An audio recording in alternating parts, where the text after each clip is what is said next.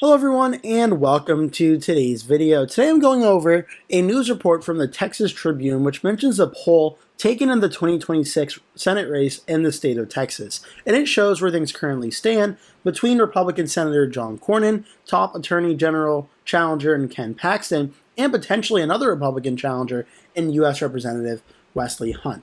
Now this is towards the bottom of the article that it goes over it, where the poll mentions that in a survey from G1 Research, which was taken late in June and it was obtained by the Texas Tribune, that Wesley Hunt garners about 17% support, compared to John Cornyn, who gets 28%, and Ken Paxton, who gets 41%.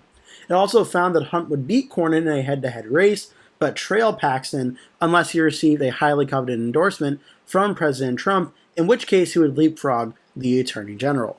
The poll also underscored Hunt's biggest weakness. 63% of primary voters were unfamiliar or unsure of him.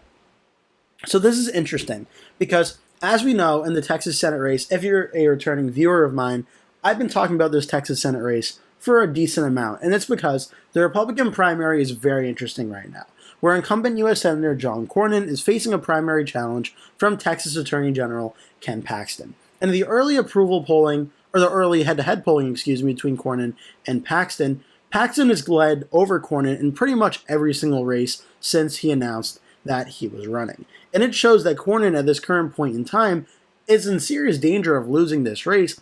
And when you look at the polls, the highest percent Cornyn has gotten in any of these polls was 40%. Whereas for Ken Paxton, the absolute lowest support he's ever gotten in any of these polls was from a Democratic poll back in March where he had 38%. So Paxton's lowest support was only 2 points down of what Cornyn's highest support is. Now, there is still a good, decent amount of undecided vote left, but Paxton in most of these matchups is at or just a little bit above 50% of the vote. Meaning if everyone who says they support Ken Paxton turns out and votes in the primary, Paxton should win this primary without really having too much of a problem. Now, that's obviously good for Ken Paxton, but the early polling for the general elections has shown that would be a very bad news for the Republicans, where John Cornyn versus Colin Allred, who right now is the only Democratic candidate in the race, is about a 4-point lead for Cornyn over Allred, with about 8% saying they're undecided at this time. Whereas Ken Paxton versus Colin Allred, one Republican poll from back in mid-April, I'm not really too familiar with the pollster, from Brad Parscale, but he showed Colin Allred leading by 52 to 37% with 11% undecided. But even if you want to write that one off and say it's an outlier one-off poll, Paxton only leads Allred by 2 points in that same YouGov Texas Southern University poll with 6% undecided. So just by that, even though it's a narrow lead for Cornyn over Allred, that lead is cut in half for Paxton versus Allred. And this is obviously making a lot of Republicans, both in Texas and around the country, very nervous about this race, because they don't want to risk primarying out John Cornyn for another Republican if the Republican they primary him with cannot win the general election. And you see John Cornyn now really raking up a lot of endorsements. Former Governor Rick Perry, several U.S. Senators John Barrasso, Marsha Blackburn, Tom Cotton, Rand Paul, Rick Scott, Tim Scott, Bill Hagerty. Also, it's worth noting Tim Scott chairs the Republican National Senate Committee, which is in charge of trying to get more Republicans elected to the U.S. Senate. He has endorsed John Cornyn. So by giving him that endorsement, not only does that mean that Tim Scott likes him, but it could also insinuate that Tim Scott believes John Cornyn has the best chance at keeping the seat in Republican hands.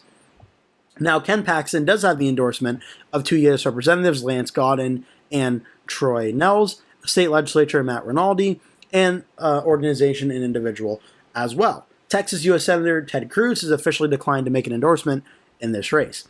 But now, you may have noticed when I read those names, there's one very big individual that has not made an endorsement in this race that everyone is waiting for, of course being President Trump. President Trump at times has tweeted and Truth Social post a lot of statements about him being not happy with John Cornyn and John Cornyn not being a strong enough supporter of his and a strong enough supporter of his agenda and the Make America Great Again movement. And I think Trump, if Ken Paxton was guaranteed to win the election, I think that Trump would have already endorsed Ken Paxton against John Cornyn and essentially getting rid of a Republican rhino senator. But a few things could be going on here. One, there's the immediate term, which is for President Trump The Republicans currently hold a Senate majority of 53 to 47. So to get things done in the U.S. Senate, there's only about 3 Republicans that can vote against the bills. And Lisa Murkowski and Susan Collins have already shown a lot in recent memory of voting against President Trump's agenda. That brings the Republicans down to 51-49. Senator Mitch McConnell of Kentucky has also frequently voted against President Trump on a lot of bills. That would bring Republicans to 50-50, with Vice President Vance breaking the tie.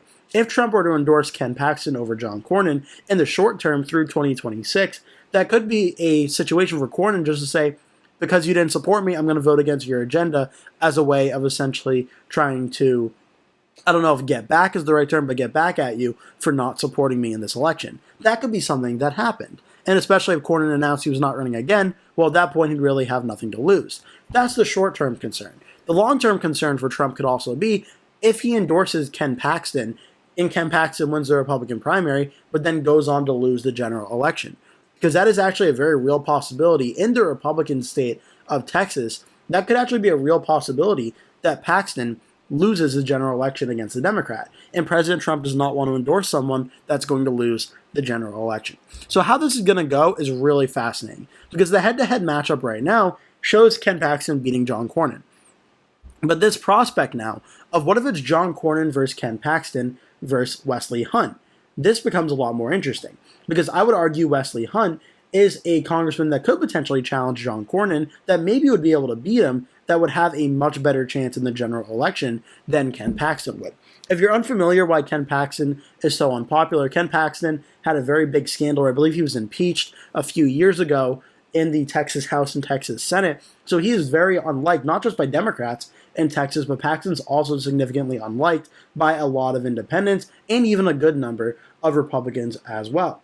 Now, it's worth noting President Trump did go to bat for Ken Paxton during his impeachment trial, and President Trump frequently voiced his support for him, so that could be a sign that if Paxton were polling better for a general election matchup, Trump may have already endorsed Ken Paxton in this race. But the fact that he's not polling so well against John Cornyn is possibly giving Trump second thoughts on what to do on this race. In the three-way race between Cornyn, Paxton, and Hunt, it does show that Paxton does lead over John Cornyn. In the most recent poll, as I mentioned, it was 41 for Paxton, 28 for Cornyn, 17% for Hunt. And the last Pulse Decision Science poll showed Paxton up 49 to 32, with Hunt getting 13%. So it doesn't show Wesley Hunt really being in striking distance, at least initially, at winning this Republican primary, but it may soften the lead a little bit of what Paxton has over Cornyn in this race, and Hunt taking a sizable amount of vote, around 15 to 20% or so, with a lot of undecideds left. So it's a very fascinating situation in the Senate race in the state of Texas, and how this could potentially all unfold. Now, on the Democratic side, as I mentioned, Colin Allred is currently the most notable Democrat running in this race. Terry Virts, a retired astronaut and media personality, is also running. 3 other Democrats have expressed interest in running are Joaquin Castro, Beto O'Rourke, and James Tallarico. All 3 of them could potentially jump in the race as well. Right now, this race starts out, I would say, as likely Republican, as Inside Elections, Cook Political Report, and Saddle Crystal Ball also have this race, though the only early polling thus far for Cornyn versus Allred and Paxton versus Allred shows a very, very competitive race, under 5 points, making it a lean race. It should also be worth noting that against Beto O'Rourke, Cornyn leads by about 6 points. For Paxton versus O'Rourke, it's only about a 4-point race. And then for Cornyn versus Castro, it's about 7 points. Paxton versus Castro, it's only about 3 points. So every Democrat Ken Paxton does worse against than John Cornyn does. I still have Texas starting out right now in the likely Republican category, and until we get some more clarity over the Republican primary, I'm going to leave it there for now. But if it becomes Ken Paxton versus one of the other Democrats, I don't think Republicans starting out as lean favorites in Texas, being under 5 points, is unrealistic at all. So Texas is a very interesting Senate race where Republicans should not have much of a hard time in holding it, but with Ken Paxton, they may be pushing themselves in the direction at potentially having a much tougher fight on their hands.